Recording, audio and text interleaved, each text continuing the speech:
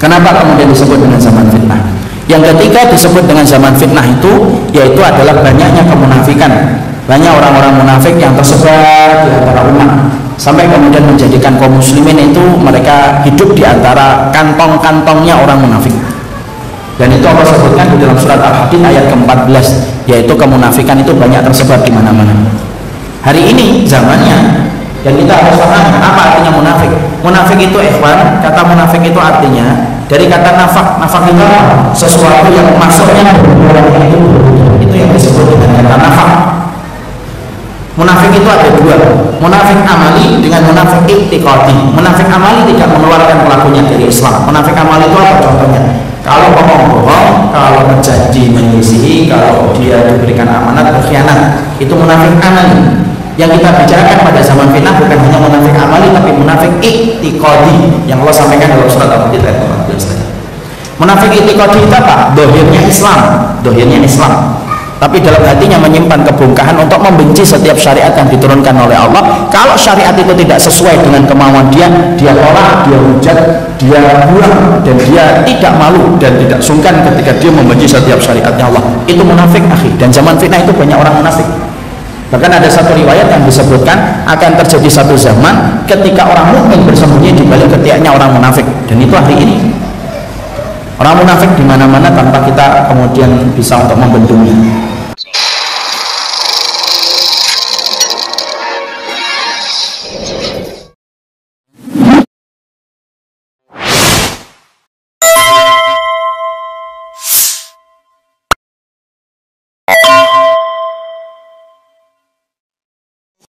Kaum muslimin dan kaum muslimat yang semoga Allah rahmati dan Allah berkahi. Tentunya kita senantiasa bersyukur kepada Allah atas segala nikmat yang Allah berikan kepada kita. Nikmat yang kita rasakan bukan hanya kenikmatan biasa, tapi kenikmatan yang kita rasakan antum dan saya ataupun materi-materi yang kita miliki. Padahal kata hasanah itu tidak ada. Makanya kepada siapa orang yang telah diberikan oleh Allah ilmu, maka dia diberikan hasil hasanah. Orang yang punya mobil belum tentu itu hasanah, ilmu dan beramal baru boleh mendapatkan hasanah. Hasanah yang di dunia itu menjadi modal kita untuk mengambil hasanah yang kedua.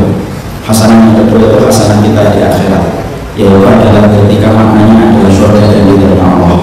Jadi tidak mungkin ada orang yang mendapatkan hasanah di akhirat sampai dia mendapatkan hasanah di dunia. Jadi kalau antum hari ini sudah dipilih oleh Allah, dibolak-balikan hatinya oleh Allah untuk duduk pada majelis ilmu, lalu Allah memberikan kepada antum ketika beribadah, berarti antum akan mendapatkan hasanah, dan itulah doa yang dikabulkan dari permintaan antum. Dan semoga kita nanti mendapatkan hasanah pada kehidupan kita berikutnya, yaitu kehidupan ketika kita di surga dan mendapatkan ridhonya. Semoga Allah selalu memudahkan kita untuk mendapatkan setiap kebaikan dalam kehidupan ini, dan semoga Allah selalu menolong kita.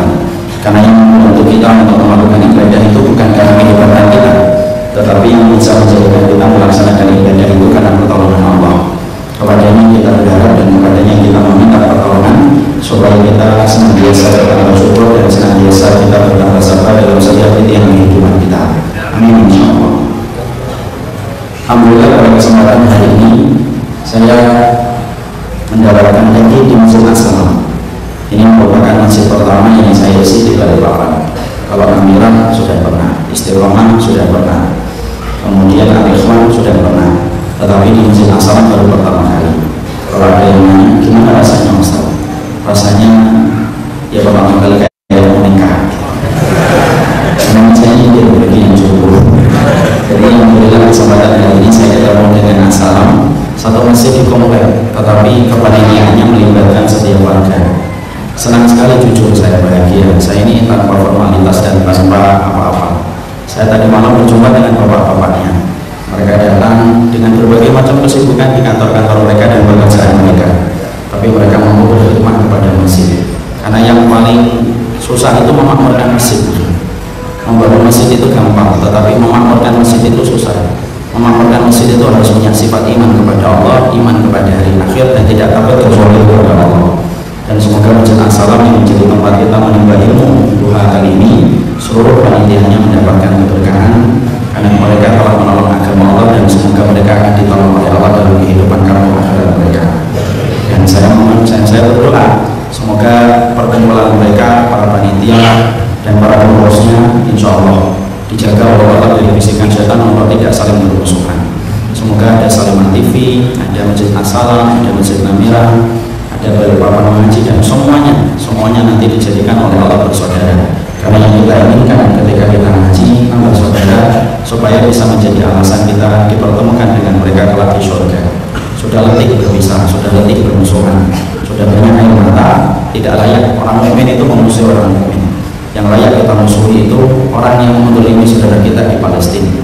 Orang yang layak kita musuhi itu orang yang menyiksa saudara kita di Uighur. Orang yang layak kita musuhi itu orang yang menyiksa saudara kita di Rohingya.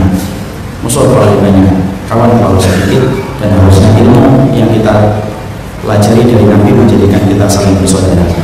Moga-moga Allah selalu menjadikan hati kita bersaudara dan menjauhkan kita dari segala macam prasangka yang menyebabkan permusuhan. Insyaallah. Kita pada kesempatan hari ini tidak menyampaikan kajian tentang ngaji merdeka, karena ngaji merdeka sudah kita bahas tadi malam, dan saya berharap semoga antum paham. Jangan sampai antum keluar dari Masjid Namira tadi malam antum tidak paham, sampai kemudian keluarga antum nanya tadi ngaji apa. Nah itu saya juga bingung ngaji apa tadi, tapi betul-betul antum paham insya Allah. Yaitu karena ngaji merdeka itu menjadi modal bagi kita ketika menjadi penuntut ilmu. Kita pada kesempatan hari ini akan mencoba untuk mengkaji tema yang lain, yaitu tema yang akan kita bahas adalah menjadi keluarga salimah pada pusaran zaman fitnah. Inilah yang akan menjadi pembahasan kita, karena sebagian besar di sini saya yakin punya keluarga, bukan sebagian besar, 100% kita ini bagian dari keluarga, dan kita harus tahu bahwasanya kita merupakan keluarga yang hidup pada zaman fitnah. Kita tidak bisa memilih kapan kita dilahirkan.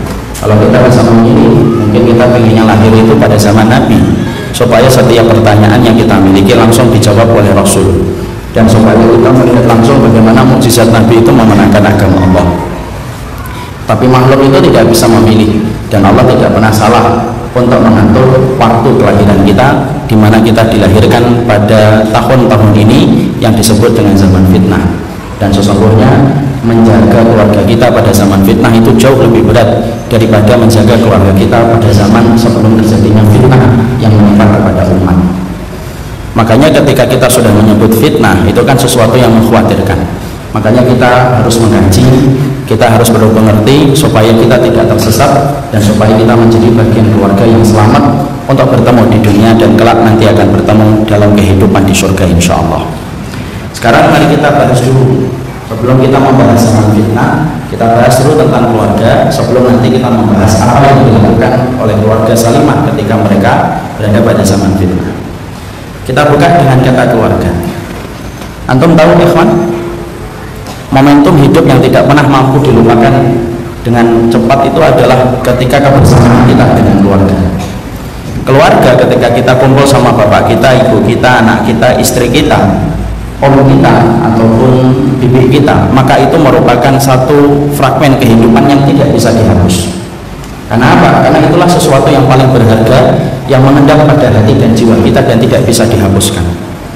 Sampai-sampai kalau nanti kita meninggal dunia, ketika kita sudah berpindah ke alam barzakh, ternyata memori kita tentang keluarga pun tidak hilang, walaupun kita sudah melewati ujian pertama ketika kita ditanya oleh malaikat Munkar dan Nakir di dalam kubur.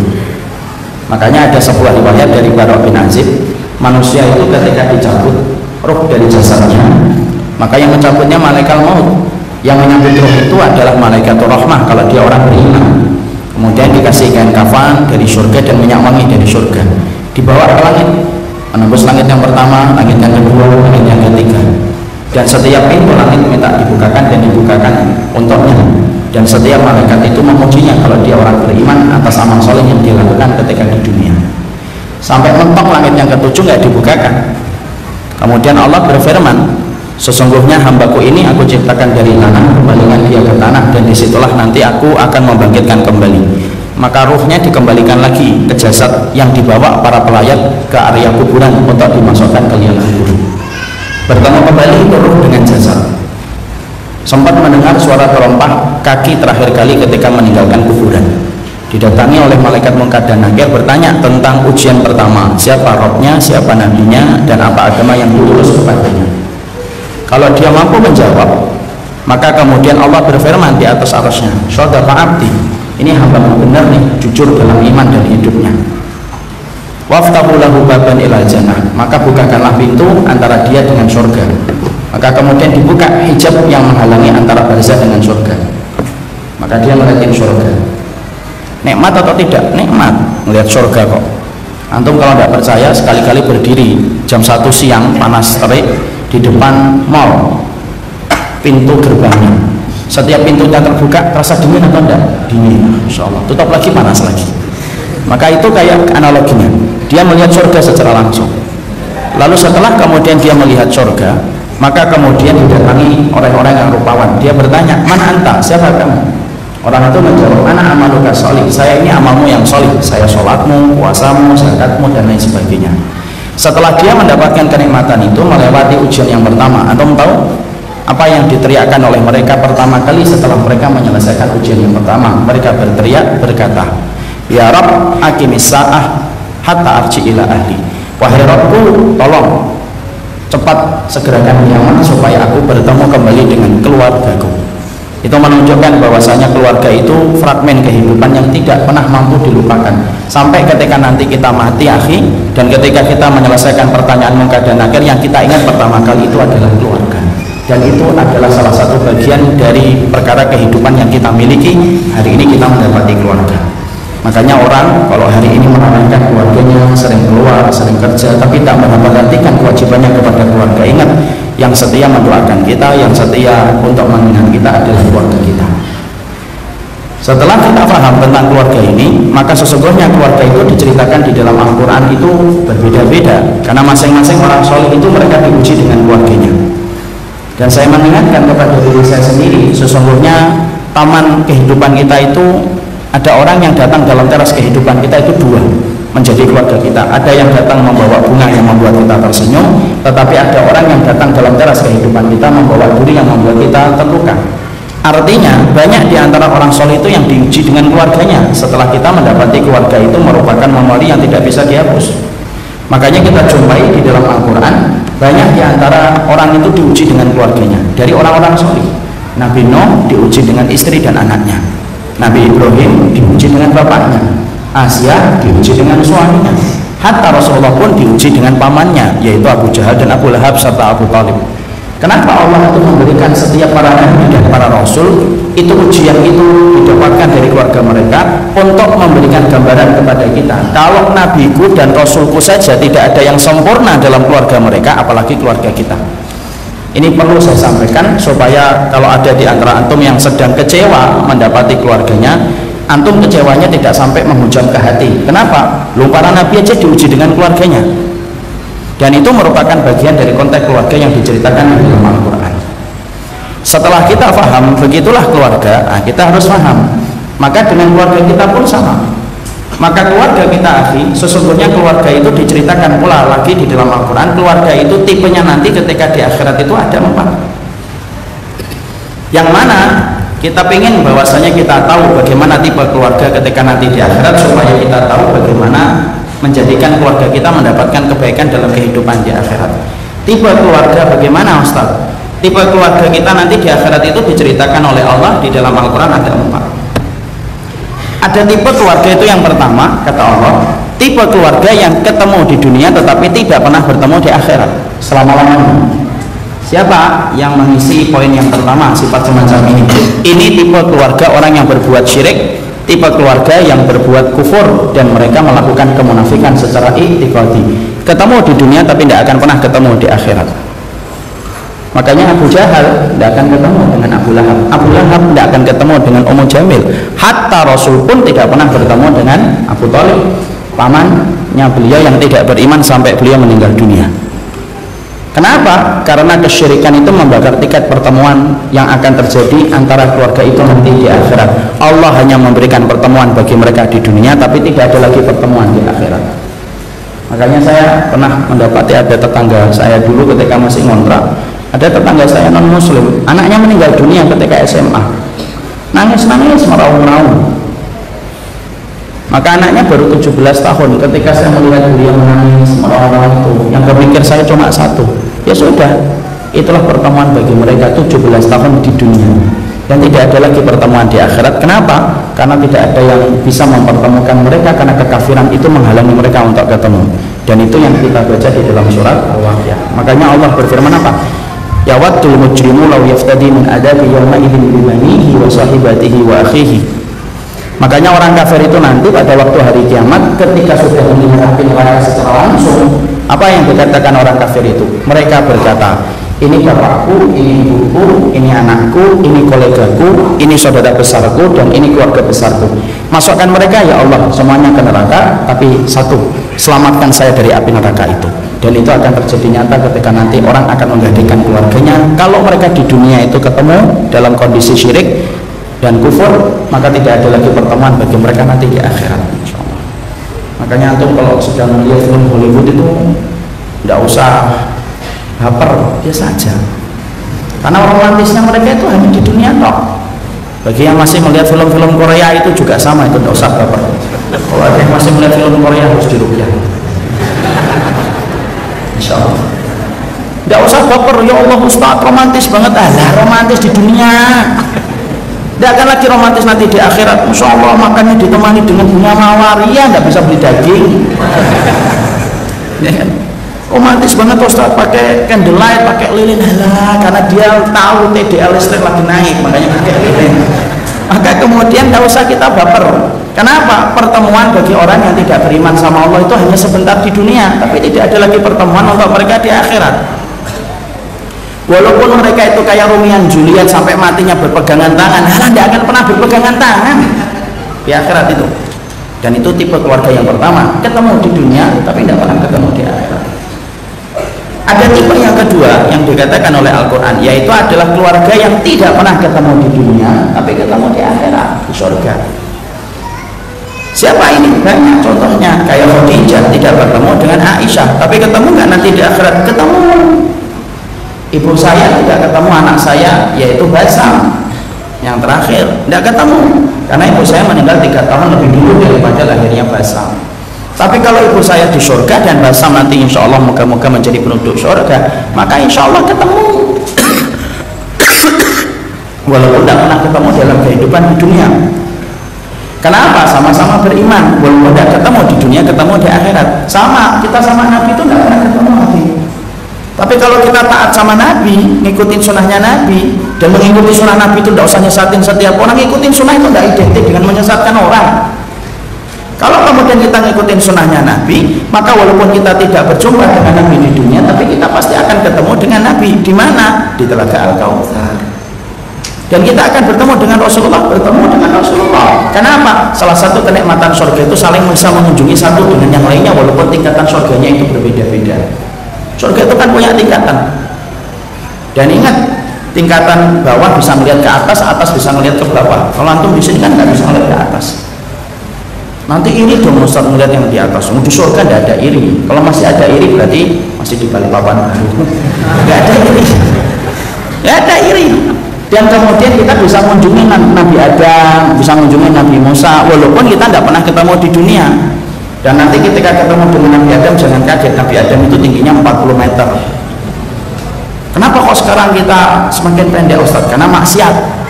Jadi maksiat itu bukan hanya menggerakkan gelombang, bukan menurunkan angin. Maksiat itu sampai memperpendek tingginya kita, itu juga maksiat, kata Imam Ibnu Qayyim. Tapi tidak usah dikomentari ya, kalau ada orang yang pendek berarti banyak maksiat. Itu secara umum. Ini secara umum. Nanti ketemu dengan Nabi Adam. Dan ingat, kita pun fisiknya sebagaimana Nabi Adam, tidak ketemu di dunia tetapi ketemu di akhirat. Itu yang kedua. Yang ketiga, ada keluarga yang dikatakan oleh Al-Quran dalam surat Az-Zukhruf 67, keluarga yang ketemu di dunia tetapi bertengkar hebat di akhirat. Al-akhillau yawma idzin ba'dhum li ba'din aduwwun lil muttaqin. Berapa banyak orang yang saling mencintai, kelak pada waktu hari kiamat mereka saling bermusuhan kecuali orang yang bertakwa. Di situ Imam Ibnu Katsir berkata, ada tipe keluarga yang ketiga, ketemu di dunia, bersua di dunia dalam mahligai pernikahan dan keluarga, tapi ternyata mereka akan menjadi musuh dalam kehidupan di akhirat. Kenapa? Karena keluarga itu merupakan keluarga yang tidak takut kepada Allah dan tidak pernah mengingatkan kita kepada jalan surga dan jalannya Allah. Makanya di situ sampai diterangkan oleh Imam Ibnu Katsir, ada suami kemudian bertengkar hebat dengan istrinya, ada istri menggugat suaminya, ada anak menggugat orang tua, ada orang tua menggugat anak, semuanya bertengkar. Kenapa? Karena mereka baru terbelalak matanya. Apa yang mereka sering lalaikan ketika mereka berkeluarga di dunia, tidak pernah ngingetin surga dan neraka, ternyata betul-betul neraka itu terpampang di kedua pelupuk matanya dan tidak bisa lagi diingkari. Makanya banyak istri yang nanti komen kepada suaminya, loh ternyata saya ini akan masuk neraka. Karena setiap orang ketika dikumpulkan di padang mahsyar itu semuanya sudah ngerasa kemana tujuan nanti dia nanti akan berada. Makanya wanita akan berkata, ya Allah bibi, mas, kamu dulunya tidak pernah ngingetin saya pakai jilbab, tidak pernah nutup aurat. Saya baru tahu nih, ternyata neraka itu menyediakan tempat bagi mereka yang tidak menutup auratnya, ditempatkan oleh Allah di dalam neraka yang paling dalam, saking dalamnya dia tidak bisa mencium surga. Bertengkar, siapa yang digugat? Suaminya nanti kemudian akan menggugat istrinya, loh kamu dulu ngaji tahu yang benar, tidak pernah ngasih tahu ke saya. Ada anak nanti menggugat orang tuanya ketika orang tuanya tidak pernah mengingatkan anaknya kepada jalan yang benar. Anak perempuannya diajak sama laki-laki diem, anak laki-lakinya ngajak perempuan yang belum halal diem, nanti digugat Pak. Bisa jadi ada seorang anak putri dia berzina, ketika dihisap oleh Allah dia zina, dia nyalahin itu bapak saya, bapak saya memperbolehkan saya diajak sama dia kok. Makanya jangan diperbolehkan. Kenapa? Mungkin Pak romantis Pak, mungkin harmonis, tapi nanti akan menjadi sebab pertengkaran di akhirat. Karena sesungguhnya banyak tipe keluarga itu yang mendiamkan masalah. Kenapa? Karena tidak mau meledak bomnya. Kalau tidak meledak hari ini, yang paling parah itu nanti kalau meledak di akhirat bom itu, yaitu bom waktu yang menjadikan kita saling bermusuhan. Makanya harus saling ingatkan, walaupun saling mengingatkan dengan cara yang baik. Ya, kalau mengingatkan keluarga itu harus ngerti waktu. Kalau suaminya lagi capek ya jangan diingetin dulu, nantilah sambil dipijit dibuatin teh hangat baru diingetin. Jangan mentang-mentang baru pulang ngaji semangat, suaminya baru buka pintu kena macet 2 jam, sini bi, kalau Allah Ta'ala fil Quran, suaminya pasti marah. Tapi di situ ada tipe yang ketiga, ketemu di dunia bertengkar di akhirat. Kalau kemudian itu kita paham ya, bertengkar dengan keluarga itu berat, ikhwan. Kenapa bertengkar dengan keluarga itu berat? Berapa banyak preman kalau dia bertengkar dengan 5 preman di terminal, maka dia itu masih mampu untuk ngopi. Kenapa? Karena bertengkarnya dengan 5 preman. Tapi kalau preman sampai bertengkar dengan istrinya atau anaknya, itu ngopi itu sudah terasa pahit. Karena tanpa gula ya. Tapi dia pahit. Kenapa? Bertengkar sama keluarga itu berat. Berapa banyak istri yang bertengkar dengan teman arisannya, santai masih bisa masak sambil kemudian dia itu senyum-senyum. Tapi kalau ada seorang istri bertengkar sama anaknya atau bertengkar sama suaminya, sudah pusing dia. Kenapa? Bertengkar dengan keluarga itu melelahkan akhi. Itu di dunia, apalagi di akhirat. Apalagi di akhirat. Makanya itulah yang menjadikan kita memahami yang ketiga, yaitu keluarga yang ketemu di dunia tetapi bertengkar di akhirat. Ada yang keempat.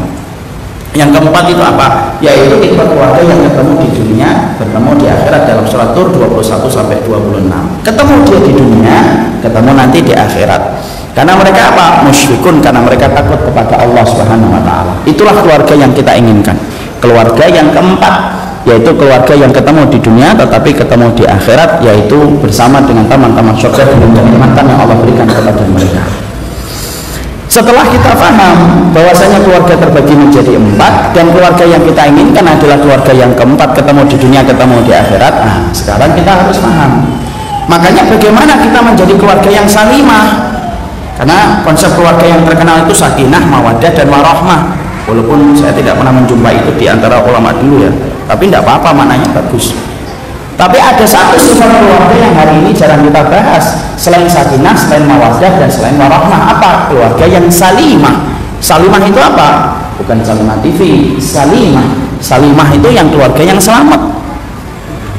Bagaimana konteksnya ketika kita ingin menjadi keluarga yang selamat, ketemu di dunia, ketemu di akhirat, sebagaimana dalam surat At-Tur 21 sampai 26. Nah, itu yang akan menjadi pembahasan kita.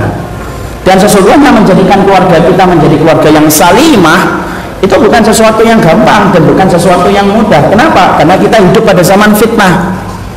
Hidup pada zaman fitnah itu bukan untuk jadikan kita senang-senang, enggak. Hidup pada zaman fitnah itu berat, ikhwan.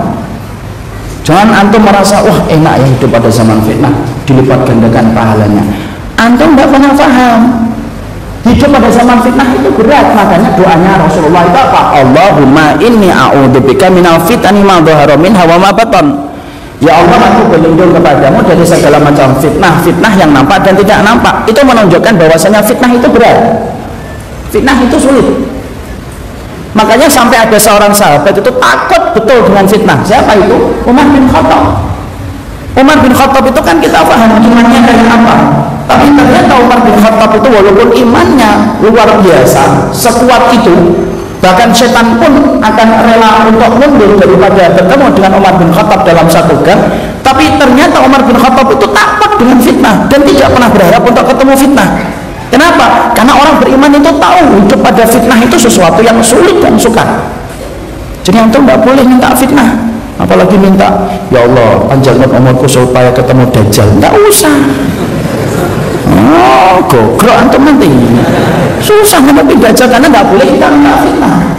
Makanya antum tahu apa yang diminta oleh Umar bin Khattab. Saking takutnya beliau kepada fitnah, sampai Imam Qurtubi di dalam kitabnya At-Tadhkirah menyampaikan kepada beliau, menyampaikan kepada kita, Umar bin Khattab itu ada satu doa yang dilazimi oleh beliau kira-kira 6 bulan atau 1 tahun sebelum meninggal dunia, untuk menggambarkan takutnya beliau kepada fitnah.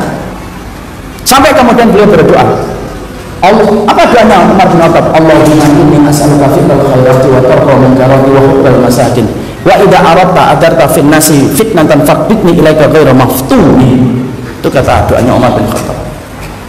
Doanya Umar bin Khattab itu sampai menggambarkan takutnya Umar kepada fitnah itu, sampai Umar bin Khattab itu berdoa, ya Allah, aku meminta perbuatan yang baik, meninggalkan yang munkar, mencintai orang miskin. Kalau memang engkau akan turunkan fitnah kepada manusia, tolong ya Allah cabut nyawaku sebelum aku mendapatkan fitnah itu tersebar pada kehidupan manusia. Dan Allah bayar kontan, Allah kabulkan doanya Umar bin Khattab. Umar bin Khattab meninggal dunia sebelum fitnah merambah kepada kaum muslimin. Makanya Umar bin Khattab tidak melihat fitnah yang terjadi antara sahabat Muawiyah dengan sahabat Ali. Itu karena doanya Umar, saking takutnya Umar kepada fitnah. Makanya sampai Umar saja sudah khawatir. Dan anda tahu nggak, Umar bin Khattab itu imannya, saking tebelnya iman Umar bin Khattab itu, Allah itu menahan fitnah di pintu langit ketika Umar masih hidup. Insya Allah. Jadi Allah itu tahan fitnah di pintu langit, Allah tidak turunkan kepada manusia. Kenapa? Masih ada Umar bin Khattab yang hidup. Makanya fitnah itu merambah kepada kaum muslimin. Kapan? Ketika Umar bin Khattab telah meninggal dunia, maka fitnah merambah tanpa henti kepada kaum muslimin. Makanya pernah kan terjadi satu dialog Umar dengan para sahabat. Umar itu nanya, "Malikum yahfa hadis Rasulullah fil fitnah." Siapa di antara kalian yang hafal masalah hadis Nabi tentang masalah fitnah? Yang ditanya sahabat. Kemudian ada sahabat yang mengacungkan jarinya, Hudzaifah ibn Yaman, "Ana ya Amirul Mukminin." Saya hafal hadis masalah fitnah. Antum tahu ya ikhwan, hadis yang paling panjang disampaikan Nabi itu hadis masalah fitnah. Nabi menyampaikannya dari habis subuh, beliau duduk berdiri, kemudian seluruh para sahabat dengerin, dikiranya sebentar, ternyata sampai menjelang duhur. Para sahabat sempat berprasangka nanti duhur selesai. Ternyata Nabi berhenti ketika duhur, sholat, habis sholat duhur berdiri lagi. Nabi menyampaikan lagi, melanjutkan hadis tadi dari habis duhur sampai asar. Para sahabat menyangka asar selesai, asar selesai. Ternyata kemudian asar Nabi sholat, kemudian berdiri lagi sampai maghrib baru selesai. Para sahabat tidak beranjak dari masjid pagi sampai kemudian maghrib hanya untuk mendengarkan kelanjutan hadis fitnah yang disampaikan Rasul. Itu hadis fitnah itu. Makanya tidak ada yang hafal tentang hadis fitnah itu kecuali beberapa personal dari sahabat yang paling kuat hafalannya. Kalau kayak anak dan antum pasti tidak hafal. Rasulullah nyampein apa? Masalah fitnah. Ya, hadisnya apa? Nah itu yang saya tidak hafal. Maka kemudian yang hafal Hudzaifah ibn Yaman. Hudzaifah mengatakan saya hafal tentang masalah fitnah. Kemudian Umar bin Khattab itu berkata, "Udkurha," sebutkan. Kemudian Hudzaifah sempat salah, dia menyebutkan tentang yang diinginkan oleh Umar. Dia mengatakan, "Fitnatur rajuli fi malihi wa ahlihi wa tukaffaru bis salati was shaumi was shadaqah." Setiap laki-laki nanti mendapatkan fitnah pada hartanya dan keluarganya dan akan dihapuskan dengan sholat dan puasa dan amal solih. Kemudian Umar bin Khattab berkata, "Laisa hadhil fitnah allati uriduha, walakin uridul fitnah allati tamuju kama yamujul bahr." Bukan itu yang aku tanyain. Yang aku tanyain itu fitnah yang gede, yang bagaikan gelombang air laut menerjang setiap rumah. Tidak ada setiap rumah kecuali terkena fitnah itu. Kemudian Hudzaifah ibn Yaman berkata, "La ba'sa 'alaika ya Amirul Mukminin." Tenang saja wahai Amirul Mukminin. Antara dirimu dengan fitnah itu ada penghalangnya, ada pintunya. Dan selama pintu itu masih ada, maka kamu tidak akan pernah menjumpai fitnah.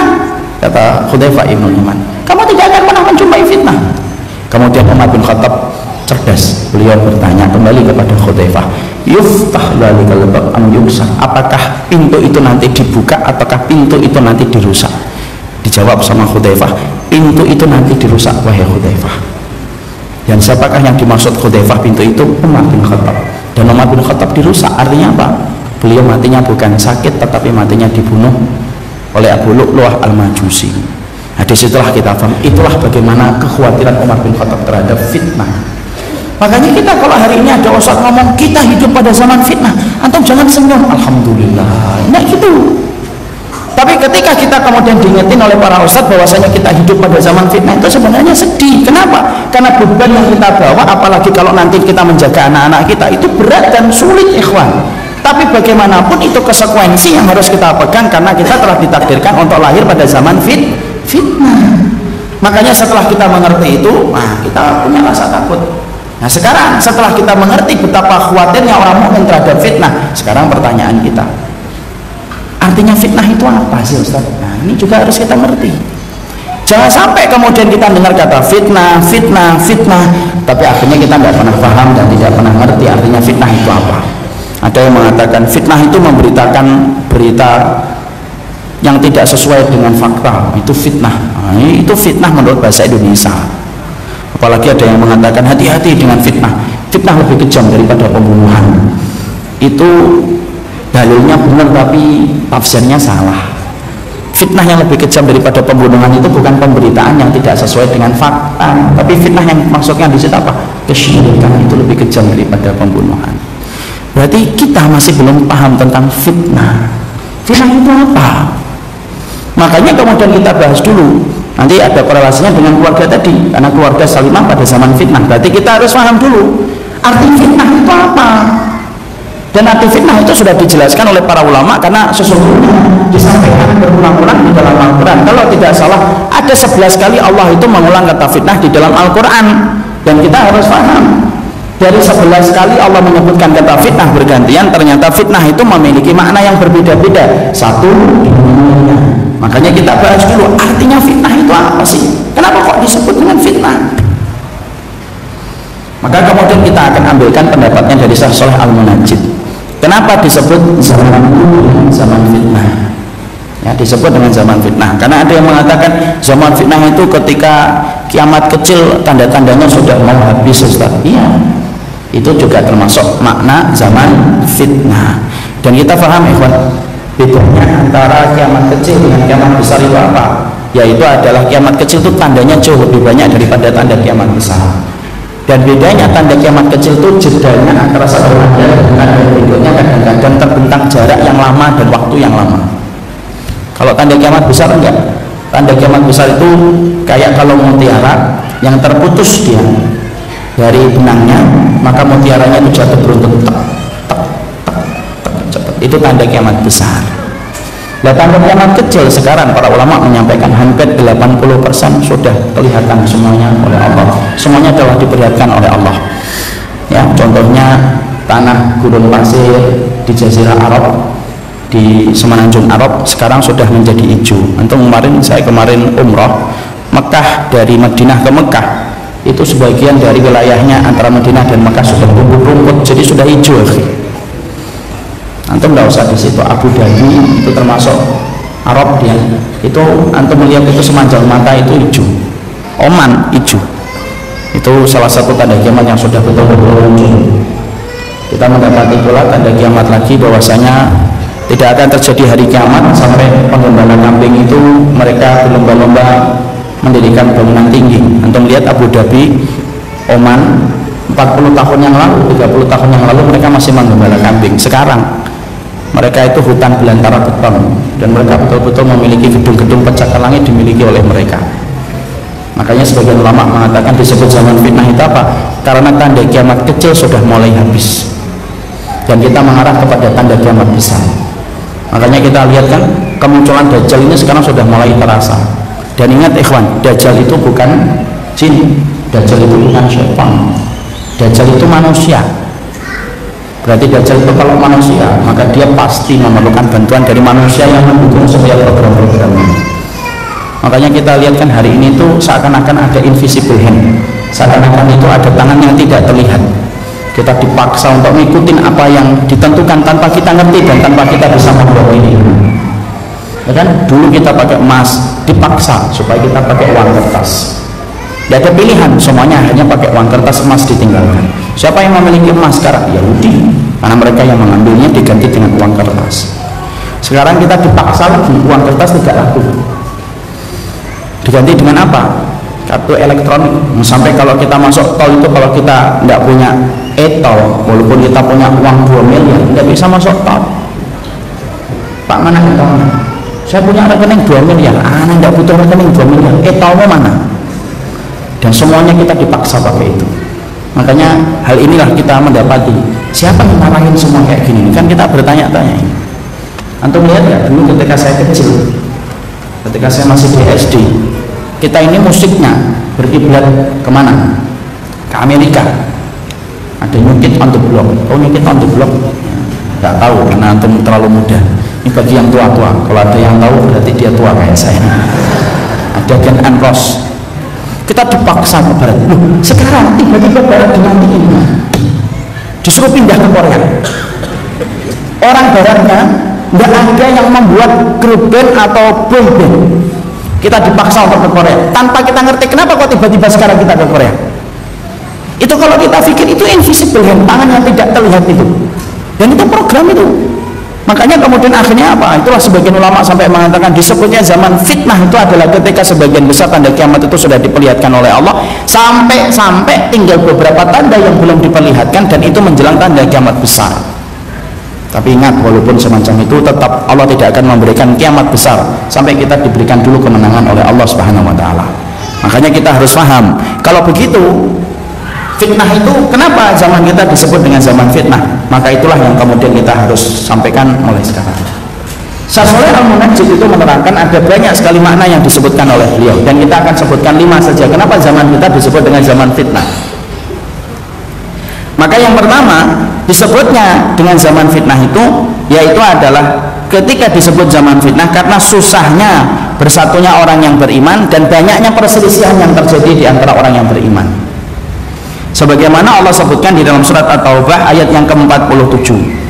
Maka kemudian dalam surat At-Taubah 47 kata fitnah disebutkan pada ayat ini dan para ahli tafsir menerangkan disebut dengan fitnah itu apa? Karena banyaknya perselisihan dan pertengkaran di antara orang yang beriman dan susahnya untuk bersatu. Nah, itu fitnah.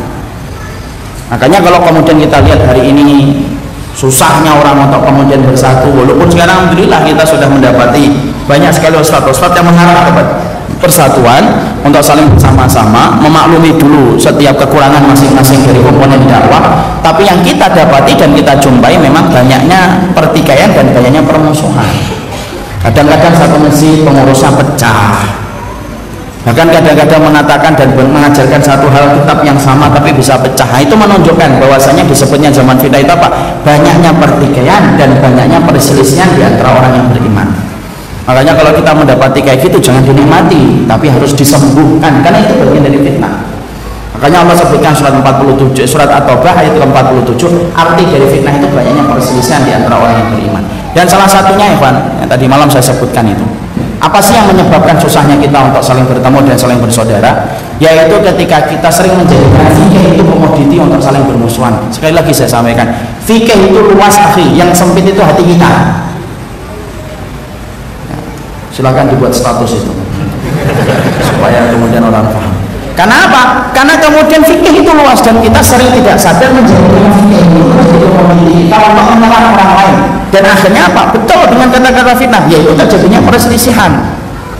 Dan akhirnya orang ketika mereka bermusuhan, mereka menikmati permusuhan. Pada berulang-ulang saya sampaikan, tidak ada yang menikmati permusuhan kecuali adalah syaitan. Jangan menjadi syaitan dalam bentuk manusia ketika kita menikmati permusuhan. Ikhwan, ajaran agama ini itu ajaran yang mengajarkan kita untuk saling mencintai, bukan saling bertikai.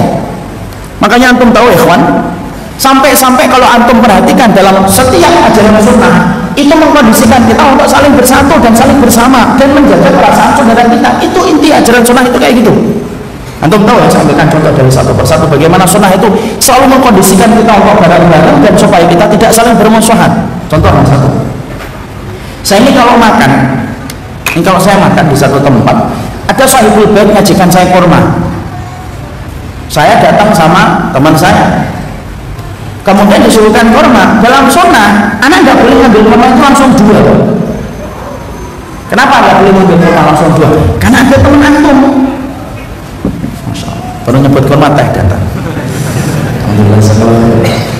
Maka kemudian nggak boleh ngambil kurma itu langsung dua. Kenapa kita tidak boleh ngambil kurma langsung dua? Karena nanti menyakiti teman antum yang belum mengambil kurma. Apalagi kalau sahibul baitnya menghidangkan kurmanya 3, kan? Dan tamunya 2, bingung siapa yang ngambil satunya. Maka kemudian itu antum harus mengambil satu. Kenapa sunnah sampai membahas masalah sekecil itu? Sampai urusan ngambil makanan kita tidak boleh 2. Makanya antum kalau misalkan disuguhi di satu rumah gorengannya disuguhi 4, antum jangan ngambil gorengan langsung 2. Teman antum mikir, ya Allah terus saya apa itu nanti? Kan gitu. Kenapa kok sampai sunnah ngurusin sedetail dan sekecil itu? Untuk jaga perasaan kita supaya kita tidak nyakitin saudara kita. Coba sampai sekecil itu. Kita ini kalau saya sama kemudian beliau, ya sama-sama beliau, kemudian saya ngobrol dengan beliau, saya nggak boleh berbisik-bisik sama beliau. Kenapa nggak boleh berbisik-bisik? Karena ada yang ketiga. Walaupun saya nggak ngomongin beliau, tapi saya nggak boleh berbisik-bisik. Walaupun saya nyetar hafalan surat Al-Ikhlas mungkin, tapi nggak boleh. Kenapa? Menyakiti yang ketiga. Kenapa kok sampai sedemikian? Karena sunnah itu mengajarkan kita untuk menjaga perasaan kita kepada orang yang beriman, bukan menjadikan antum menikmati ketika antum menyakiti orang beriman. Makanya antum tahu kan, Rasulullah pernah beliau itu didatangi Abdullah bin Umi Maktum, seorang fakir miskin yang saat itu Nabi sedang berdakwah kepada pembesar Quraisy. Buta matanya beliau, tapi ketika saat itu Nabi abasa wa tawalla, Nabi itu bermuka masam, Nabi bermuka masam dan Nabi berpaling. Ketika Nabi bermuka masam dan berpaling, Abdullah bin Maktum tahu atau tidak tahu? Tidak tahu, beliau buta kok. Beliau bermuka masam, kenapa? Menurut beliau sedang khusyuk mengajak para pembesar Quraisy untuk masuk Islam. Siapa yang kemudian menegur Rasulullah? Allah. Jadi arasnya diturunkan surat abasa wa tawalla. Dan ayat itu dibaca oleh kita sampai hari kiamat untuk menjadikan kita faham akhi, bahwasanya menjaga hati orang yang beriman itu merupakan sebuah kewajiban di antara orang yang beriman. Jadi kalau antum nyakitin orang beriman itu jangan ketawa-ketawa. Kenapa? Bukan itu yang diajarkan Nabi kepada kita. Makanya disitulah kita paham. Yang pertama, kenapa disebut zaman fitnah? Orang susah untuk berdamai, orang susah untuk bersama-sama, dan senangnya berselisih, dan mereka menikmati ketika mereka menyakiti saudaranya. Kayak gitu terus gimana coba? Antum sakitin orang beriman terus antum senang gitu? Antum terus merasa senang, gembira, antum sampaikan di majelisnya antum. Boleh itu ikhwan. Dan itu termasuk di antara zaman fitnah. Tapi ini nggak boleh loh nanti jadi dalih pembenaran antum kalau bermusuhan. Kenapa antum memusuhi dia, memusuhi dia? Oh itulah zaman fitnah Ustaz. Udah biasa aja, ini zaman fitnah kayak gitu. Nggak boleh gitu. Kita nyebutkan zaman fitnah ketika banyaknya perselisihan itu untuk menjadikan kita paham supaya kita tidak terkena fitnah tersebut dalam kehidupan kita. Yang pertama, kenapa disebut dengan zaman fitnah? Karena banyaknya pertikaian di antara orang yang beriman. Itu makna yang pertama. Makna yang kedua, kenapa kemudian disebut dengan zaman fitnah? Mana yang kedua disebutnya zaman fitnah? Para ulama lalu menyebutkan disebut dengan zaman fitnah karena samar-samarnya antara yang hak dengan yang batil. Jadi kita susah untuk membedakan mana yang benar dan mana yang salah. Kita susah membenarkan mana yang hak dan mana yang batil. Makanya Allah menyampaikan pada surat Al-Anfal ayat yang ke-73, illa taf'aluhu takum fitnatun fil ardi wa fasadun kabir. Surat Al-Anfal 73. Yaitu adalah kalau kamu kemudian tidak melakukan ketaatan akan terjadi fitnah dan kerusakan. Fitnah pada surat Al-Anfal 73 diartikan oleh para ulama yaitu samar-samar antara yang hak dengan yang batil. Susah orang itu mengenali, sulit orang itu membedakan antara satu dengan lainnya, dan itu kejadian pada zaman hari ini kan. Kita susah mengenali bagaimana yang hak dan yang batil, itu susah, sulit, tidak segampang pada zaman Nabi. Kalau pada zaman Rasulullah itu kan lebih gampang. Antum punya pertanyaan, antum tanya kepada Nabi SAW, langsung dijawab, selesai. Itu pada zaman Rasul. Kalau sekarang enggak, kita bingung. Enggak usah masalah agama, masalah umum aja kita susah untuk membedakan antara sesuatu. Kita enggak usah yang susah-susah membedakan laki-laki dan perempuan aja susah sekarang. Yang perempuan, kalau perempuan kok lahirnya ada jangkungnya, kalau laki kok ya cakep. Sampai gitu kan, membedakan laki-laki perempuan susah. Sampai di Indonesia itu lagi polemik itu, orang ini laki atau perempuan, orang bertengkar gara-gara mempertanyakan identitasnya laki-laki dan perempuan. Coba Masya Allah, lo sampai identitas orang itu laki-laki dan perempuan itu susah untuk diketahui. Nah, itu zaman fitnah. Kita membedakan buah yang asli sama buah yang tidak asli, yang kena suntikan, susah. Karena kita ketika pengen makan buah supaya sehat, hati-hati, tidak semua buah itu dipetik dari buahnya kemudian langsung sehat untuk dimakan. Tidak sedikit buah yang disuntik, dikasih pelapis kemudian lilin supaya menarik perhatian kita, supaya kemudian kita makan buah itu. Insya Allah, ya kan? Coba kita melihat buah, ini ada lilinnya atau enggak, bingung kita membedakannya. Itu kalau buah bisa membuat status, mungkin dia sesedih, salah saya apa gitu dibuat kayak gini. Karena kemudian itulah fitnah. Makanya sampai kita mendapati, sampai kita membedakan bakso yang berformalin sama yang tidak berformalin susah. Makanya itulah yang menjadikan akhirnya paham. Kalau dalam urusan dunia saja membedakan mana barang KW dan ori aja susah, apalagi di dalam agama. Makanya dalam konteks agama apa? Kita mendapati bahwasanya di antara yang kita jumpai dalam kehidupan zaman fitnah itu apa? Membedakan yang hak dengan yang batil itu susah. Dan ingat ikhwan, laisa kullu ma yalma dhahab, tidak semua yang berkilau itu emas. Tidak semua yang berkilau itu emas. Susah sekali untuk membedakan. Makanya kadang-kadang sampai diri kita ketika mendapati satu permasalahan yang terjadi, sampai kita ini kadang-kadang harus sholat gitu, sampai kemudian istikharah, kemudian melihat bagaimana ya Allah ini gimana ya, melihat yang benar dan yang salah itu bagaimana. Karena susahnya ketika kita membedakan antara yang hak dengan yang batil. Kalau pada zaman Nabi lebih mudah. Kalau mereka mendapatkan pertanyaan, mereka tinggal tanya sama Nabi. Kalau hari ini ikhwan, kita tanya sama Ustaz ini beda dengan Ustaz sana. Kadang-kadang kita bingung, tidak usah antum, Ustaznya aja bingung. Ini yang benar yang mana? Sampai-sampai terkadang saya ini khususnya, itu kadang-kadang saya itu sampai istikharah ketika akan mencari satu jawaban, ketika mendapati dua konteks persoalan itu, ternyata jawabannya di dalam lapangan itu saya mendapati ada dua jawaban. Sampai kadang-kadang istikharah. Makanya saya ada satu doa yang tidak pernah saya tinggalkan itu sekarang. Doa apa? Allahumma arinal haqqa haqqa warzuqna tiba'ah wa arinal batila batila warzuqna ijtinabah. Ya Allah, yang benar tunjukin yang benar, yang salah tunjukin yang salah, supaya yang benar kamu mengikutinya, supaya kalau salah kami mampu meninggalkannya. Sampai itu pun kadang-kadang masih kita dibuat bingung akhi untuk membedakan antara yang hak dengan yang batil. Makanya ini ada pengalaman pribadi. Antum boleh ambil, boleh tidak lah, tapi ini pengalaman pribadi.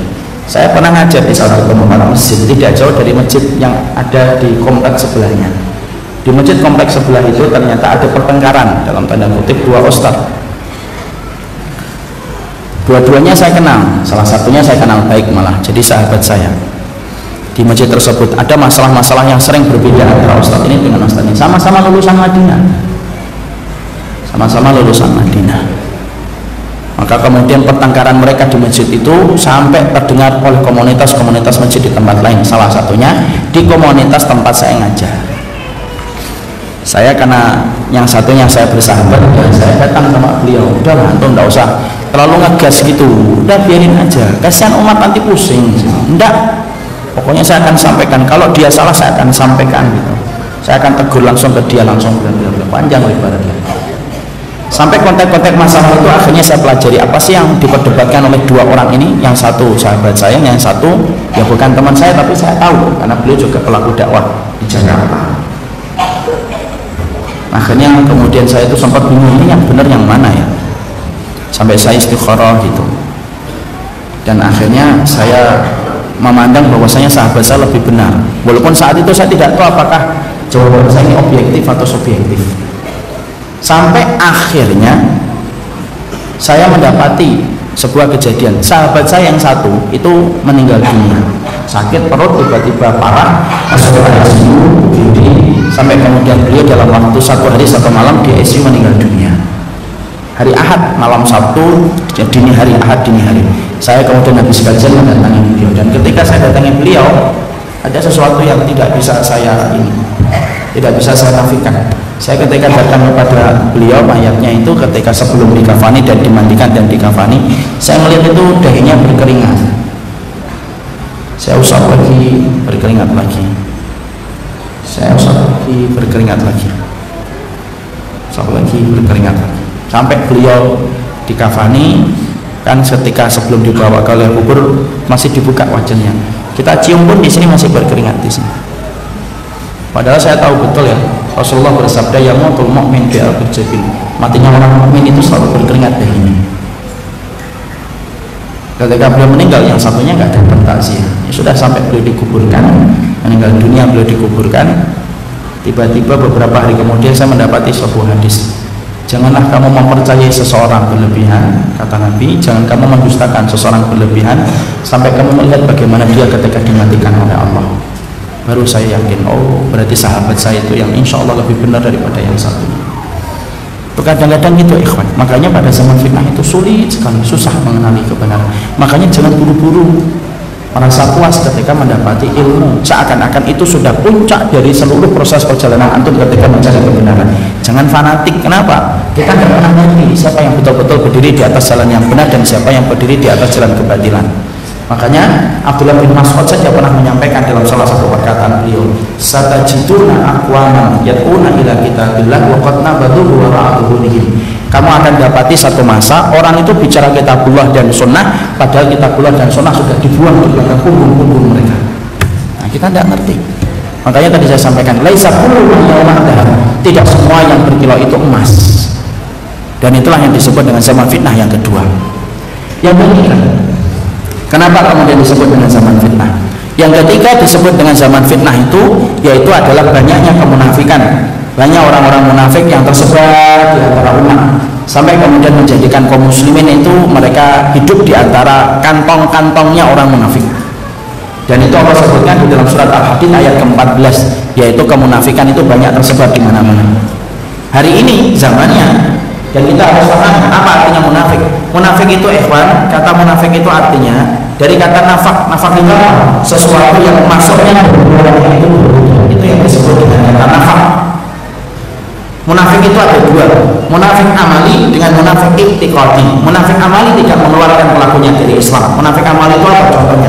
Kalau ngomong bohong, kalau berjanji menyelisihi, kalau dia diberikan amanat berkhianat, itu munafik amali.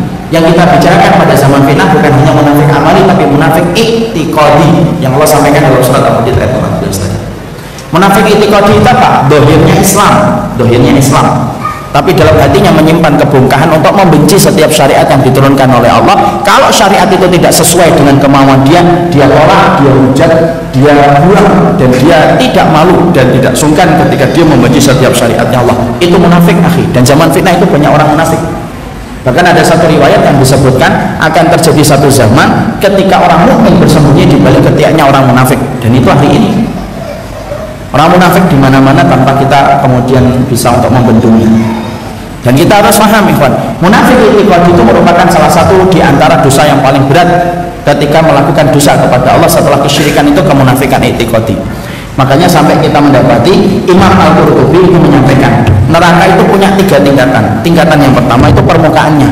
Diisi siapa? Orang-orang mukmin yang dosanya lebih banyak daripada kebaikannya, dimasukkan ke neraka untuk kemudian dibersihkan dosa-dosanya sampai nanti dosanya selesai dihapuskan dengan adab, maka mereka nanti akan masuk surga dengan waktu yang telah ditentukan oleh Allah. Itu di permukaannya neraka. Ada yang kedua, siapa ini yang di sini yang di tengah? Yang di tengah adalah orang musyrik, orang kafir. Fir'aun, Namrud, Abu Jahal, Abu Lahab, Ummu Jamil, Walid bin Mughirah. Nah, ini di tengah, kekal mereka di dalamnya. Ada yang paling bawah. Yang paling bawah itu siapa? Orang munafik. i'tiqadi yang Allah sebutkan di dalam surat An-Nisa 145, innal munafiqina fi darkil asfali minan nar. Sesungguhnya orang munafik itu ditaruh di dalam keraknya neraka yang paling dalam. Dan orang munafik ketika berada di kerak neraka ditutup oleh Allah dan tidak pernah dibuka lagi selama-lamanya. Siapa ini? Orang munafik. Ini loh. Hari ini zamannya orang munafik banyak betul. Orang munafik i'tiqadi itu banyak betul. Orang yang dohirnya Islam tetapi hatinya benci kepada syariat. Antum jangan nganggap ya bahwasanya orang munafik itu tidak sholat. Kata siapa? Orang munafik sholat.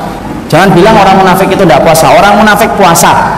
Jangan bilang orang munafik tidak bangun masjid. Orang munafik itu pada zaman Nabi bangun masjid, namanya Masjid Dirar. Tapi di antara tanda besar yang dimiliki orang munafik itu apa? Walaupun mereka sholat, walaupun mereka puasa, walaupun mereka haji, satu, dalam hatinya itu mereka benci kepada syariat Allah. Kalau syariat itu tidak sesuai dengan keinginan mereka, itu munafik. Itu munafik i'tiqadi. Di mana mereka? Di keraknya neraka yang paling dalam. Makanya orang munafik itu satu penyakit, dan salah satu di antara kesakitan zaman fitnah itu apa? Kita akan berhadapan dengan orang munafik. Makanya sampai Umar bin Khattab itu ngomong sama Ziyad bin Khudair, ya Ziyad, ala ta'ala ma yahdimul Islam. Wahai Ziyad, kamu tahu nggak apa yang merusak Islam itu? Yang merusak Islam itu tiga. Satu, zalatul alim, terpelesetnya ulama tetapi rajin diikuti dan tetap diikuti. Dua, jidalul munafik bil Quran. Akan datang satu masa orang munafik itu mendebat kamu, tetapi dia mendebat kamu dengan memakai dalil-dalil Quran. Dan orang munafiknya bisa jadi hafal Quran. Bisa jadi antum cuma 3 surat yang terakhir, dia hafal 30 juz. Kemudian yang ketiga, berkuasanya pemimpin yang menyesatkan dari kitabullah dan sunnah. Perhatikan nomor 2, jidalul munafik bil Quran. Kata Umar bin Khattab, yang merusak kaum muslimin itu adalah orang munafik yang dia hafal Quran tetapi mendebat kamu ketika kamu membela kebenaran, didebat oleh dia tetapi memakai dalil Al-Quran. Itu orang munafik, ikhwan. Dan orang munafik, besar kebencian Allah kepada orang munafik. Makanya kalau antum membaca surat Al-Baqarah, Allah terangkan tentang orang yang beriman cuma 4 ayat. Dari dzalikal kitabul la raiba fihi hudal lil muttaqin. Dari situ 4 ayat. Ketika Allah menerangkan tentang orang kafir pada awal surat Al-Baqarah cuma 2 ayat saja. Innal ladzina kafaru sawa'un 'alaihim a'andzartahum am lam tundirhum la yu'minun. Masyaallah. Hafal. Kalau awal surat Al-Baqarah masih apa? Kalau sudah 100 200 tidak ada yang melanjutkan. Kalau menerangkan tentang orang kafir 2 ayat. Tapi ketika di awal surat Al-Baqarah Allah menerangkan tentang orang munafik 4 ayat enggak, 5 ayat enggak, 6 ayat Ustaz enggak, 13 ayat Allah menerangkan orang munafik. Kata Imam Kasir. Kenapa? Saking banyaknya orang munafik itu. Makanya menangnya orang kafir di antara orang muslim itu bukan karena kuatnya orang kafir, tapi menangnya orang kafir di antara orang muslim itu apa? Karena banyaknya munafik yang membantu orang kafir untuk mendolimi kaum muslimin. Dan munafik itu dibenci gitu oleh Allah. Kenapa? Munafik itu mereka menyimpan kejahatan mereka itu di hati, akhi. Orang munafik mungkin belum tentu dia berzina. Ada orang munafik belum tentu dia minum khamr. Ada orang munafik belum tentu dia korupsi. Tapi orang munafik dia itu menyimpan kejahatannya kepada Allah dengan hatinya. Dan apapun kalau sudah di hati itu harganya mahal di sisi Allah. Makanya orang munafik itu berat hukuman mereka di akhirat. Kenapa? Kejahatan mereka itu dengan hati mereka. Ya, insya Allah. Memang kalau di hati mahal, Ustaz, belum mahal. Orang itu dinilai apapun itu dari hatinya dulu.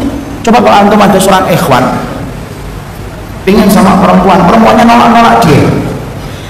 Ada akhwat dikejar-kejar sama Pak Jo, nggak mau Jo, udahlah sama saya aja, nggak mau. Sampai akhirnya misalkan akhwatnya terdesak di sebuah kondisi nggak bisa nolak, ya sudah ini aja. Kalau memang kamu tidak bisa berpindah hati kecuali kepada saya bersedia nikah sama kamu. Tapi ingat, hati itu tidak pernah untuk dirimu. Untuk siapa? Untuk Mas Bambang. Kira-kira Pak Jo mau nggak kawinin itu? Mikir-mikir dia. Temennya Pak Jo ngomong, Jo udah kawinin aja, dapat rambutnya, dapat hidungnya. Tapi Pak Jo nggak mau. Kenapa? Hati itu hatimu. Antum tahu nggak kalau ada pelaku ada kerusuhan, polisi itu mengidentifikasi kejadian dengan 2, siapa aktor lapangan dan siapa aktor intelektual. Aktor lapangan paling 5 tahun, 6 tahun, 7 tahun. Tapi aktor intelektual bisa seumur hidup. Kenapa? Dia menyimpan kejahatannya itu di dalam hati dan pikiran dia. Orang munafik itu tidak melakukan kejahatan dengan kelaminnya, tidak melakukan kejahatan dengan tangannya, tidak melakukan kejahatan dengan kakinya, tapi dia melakukan kejahatan dengan hatinya. Dan itulah yang kemudian dibenci oleh Allah, karena apapun kalau sudah masuk ke hati itu ranahnya berat di hadapan Allah. Dan itu orang munafik zaman fitnah itu banyak. Jangan buru-buru mengatakan insya Allah saya nggak munafik. Jangan gitu, yang menjadi aku sopo. Makanya Hasan al-Basri sampai berkata, faman khafahu fahuwa mu'minun wa man amanahu fahuwa munafiqun. Orang kalau merasa dirinya aman dari munafik, justru itulah orang munafik. Tapi orang kalau selalu khawatir dirinya itu munafik ataukah tidak dan dia takut, nah itulah justru orang yang beriman. Kita jangan buru-buru mengatakan saya nggak munafik, jangan gitu, terus berusaha. Dan orang munafik itu, ikhwan, saya sampaikan, pada zaman fitnah banyaknya orang munafik. Hatinya orang munafik itu dikatakan oleh Rasulullah itu qalbu mangkus. Qalbu mangkus, hatinya terbalik. Hati terbalik itu coba antum sampaikan. Kalau kemudian hatinya orang kafir itu terkunci. Ini terkunci nih. Dia terkunci. Ini hatinya orang kafir. Kalau hatinya orang kafir terkunci, kalau hatinya orang munafik kata Nabi, mangkus, dia terbalik. Kalau kemudian sudah mangkus gini, mau disuguhin air muntah, disuguhin teh muntah, susu muntah, coklat muntah, kopi muntah. Kenapa? Terbalik. Makanya nasihatin orang munafik itu jauh lebih susah daripada nasihatin orang kafir. Orang kafir itu terkunci, betul, orang kafir itu terkunci. Tapi ketika terkuncinya orang kafir itu, gemboknya itu ada yang kenceng, ada yang gampang dibuka, terbuka. Makanya antum dapatin kan, ada orang kafir itu, mereka itu ada yang baru dengar ayat nangis. Pernah melihat gak tayangan sosial eksperimen itu di Eropa ataupun di Jepang itu, orang-orang kafir jalan itu lalu lalang, kemudian didengerin Quran itu, duduk ada yang nangis gitu. Banyak yang masuk Islam gara-gara masalah yang sederhana, ada yang masuk Islam gara-gara bermimpi wudhu masuk Islam. Itu orang kafir, karena orang kafir itu kuncinya ada yang kenceng, ada yang lemah, sekali sentuh saja dia bisa masuk Islam. Tapi kalau orang munafik itu biasanya akan menggigit kemunafikan itu sampai mati dia. Orang kalau sudah benci sama Maida 51 misalnya, saya nggak setuju sama Maida 51 ini, nggak cocok dalam konteks Nusantara, dibenci sama Maida 51, biasanya akan digigit itu penyakit kemunafikan itu sampai mati. Makanya Allah menyampaikan apa? Fi qulubihim maradun fazadahumullahu. Wah, itu apa ayatnya? Orang munafik itu di hatinya ada penyakit, tapi ketika di hatinya ada penyakit, Allah nambahkan penyakit itu. Makanya dalam Imam Ibnu Katsir diterangkan, dia biasanya orang munafik itu digigit sampai mati ketika dia membawa kemunafikan kalau sudah benci kepada syariat Islam. Dan orang munafik itu banyak zaman kita. Ya. Makanya kemudian kemunafikan itu orang yang benci syariat Islam, orang yang membenci Nabi, orang yang membenci syariatnya Rasul, orang yang membenci apa yang diturunkan Allah, itu termasuk orang kategori kemunafikan. Bahkan kadang-kadang mereka sholat, kadang-kadang mereka puasa, kadang-kadang mereka zakat, tetapi hatinya mereka menyimpan bongkahan untuk benci kepada ketaturan Allah dan Rasulnya. Nah, itu bisa jadi munafik. Dan zaman fitnah itu banyak munafiknya.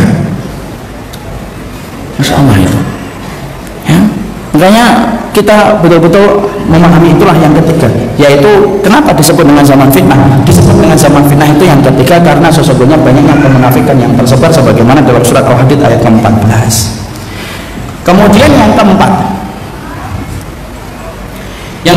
disebut zaman fitnah itu para ulama lalu menyampaikan, yaitu banyaknya kesyirikan tersebar di mana-mana di dalam, sebagaimana di dalam surat Al-Baqarah ayat 193.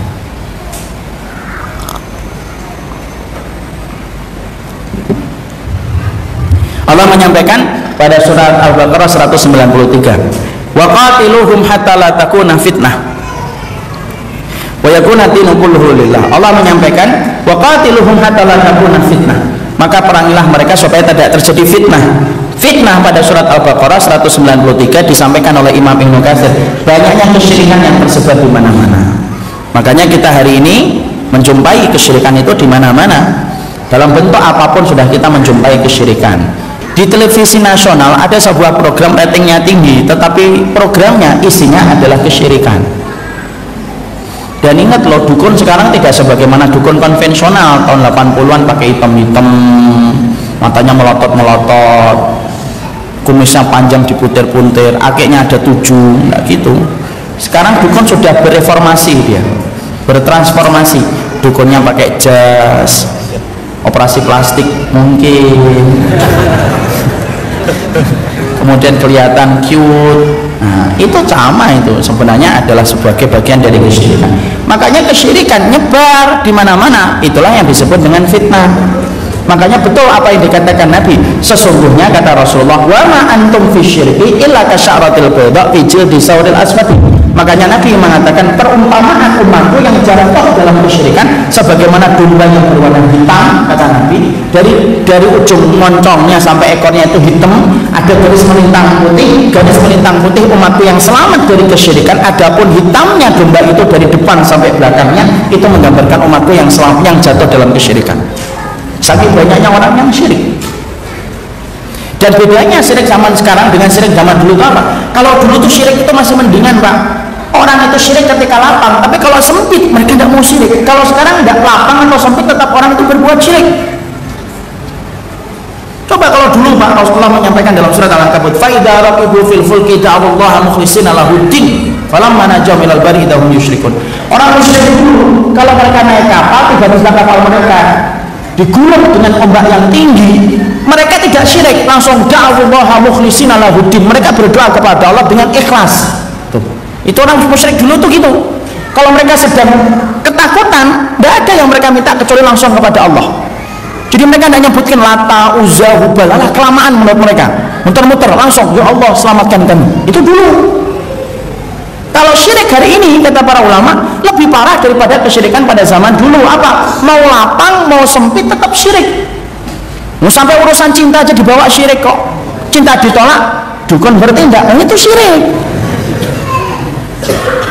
Makanya betul apa yang dikatakan Nabi, sampai moncongnya domba hitam sampai ekornya hitam, itu menggambarkan umatnya Nabi yang jatuh dalam kesyirikan. Adapun tembelang-tembelang putih yang ada pada domba itu menggambarkan umatnya Nabi yang selamat dari kesyirikan, dan jumlah mereka sedikit.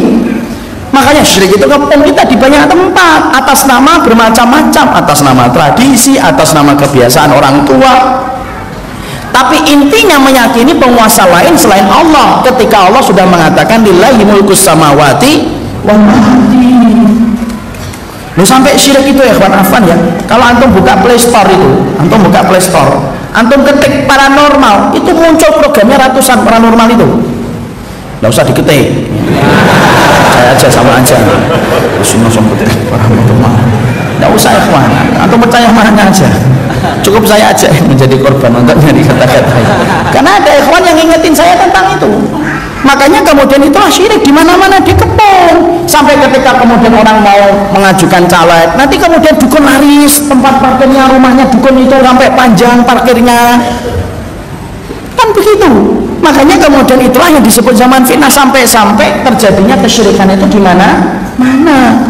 Dan itu yang kita khawatirkan, bahwasanya bisa menimpa kepada kita, padahal kita paham kesyirikan itu membakar tiket pertemuan kita di dunia dan di akhirat. Itu yang keempat, yaitu disebutnya dengan zaman fitnah. Kenapa disebut dengan zaman fitnah? Yaitu banyaknya kesyirikan dan kekufuran. Itu yang keempat. Yang kelima, para ulama menyampaikan kenapa disebut dengan zaman fitnah. Yang kelima, disebut dengan zaman fitnah karena sesungguhnya banyaknya cobaan dan ujian yang kita rasakan ketika kita beriman kepada Allah. Sebagaimana Allah sebutkan di dalam Al-Ankabut ayat yang kedua, ahasiban nas ayutraku ayaqulu amanna wa hum la yuftanun. Apakah manusia itu akan mengira mereka dibiarkan untuk mengatakan beriman padahal mereka tidak diuji? Makanya orang ketika hidup pada zaman fitnah ujiannya banyak. Meninggalkan riba susah betul. Padahal pada zaman sahabat dan pada zaman para ulama terdahulu yang riba itu mudah. Kenapa mudah? Ya karena memang tidak terkondisi dengan riba pada zaman itu. Kalau sekarang enggak, mau gimana meninggalkan riba? Bahkan orang sampai terkesan berpikirnya sudah salah. Kalau saya enggak minjem riba, terus saya nanti beli rumah gimana? Coba, itu kan sudah salah mikirnya. Itu sudah salah mikirnya. Kan semacam itu. Akhirnya orang itu ketika menjaga untuk mempertahankan keimanan itu ujiannya berat dan sulit. Bahkan hanya untuk menyelamatkan isi perutnya dari yang haram itu berat. Kita kalau kemudian makan, kita harus nanya sama tempat kita makan, apakah ini halal atau tidak halal, itu berat. Makanya kemudian disebut zaman fitnah. Ketika yang kelima, maknanya zaman fitnah itu disebutnya zaman fitnah karena beratnya ujian yang kita rasakan kalau kita hidup pada zaman tersebut, ketika melakukan ketaatan dan ketika melakukan perbuatan amal soleh. Nah itulah yang disebut zaman fitnah. Jadi akhirnya kita sekarang mulai nangkep kenapa kok disebut zaman fitnah. Satu, banyaknya perselisihan. Dua, ketika kita mendapati samar-samarnya antara yang hak dengan yang batil. 3, kita mendapati kenapa disebut zaman fitnah, karena banyak orang munafik di mana-mana. Yang keempat, syirik di mana-mana. Dan yang kelima, disebut dengan zaman fitnah itu karena sesungguhnya disebut zaman fitnah karena ujian yang berat yang kita rasakan ketika kita menjadi hamba yang beriman. Setelah kita paham, sekarang kita bahas apa yang harus dilakukan keluarga-keluarga kita supaya betul-betul kita menjadi keluarga yang salimah, keluarga yang mendapatkan sifat yang keempat yang ada pada surat At-Tur, ketemu di dunia, ketemu di akhirat.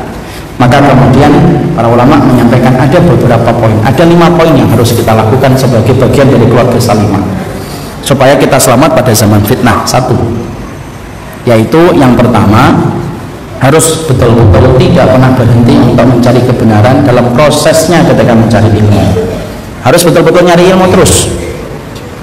Karena kemudian apa? Nyari ilmu merupakan bagian dari keselamatan ketika kita pada zaman fitnah.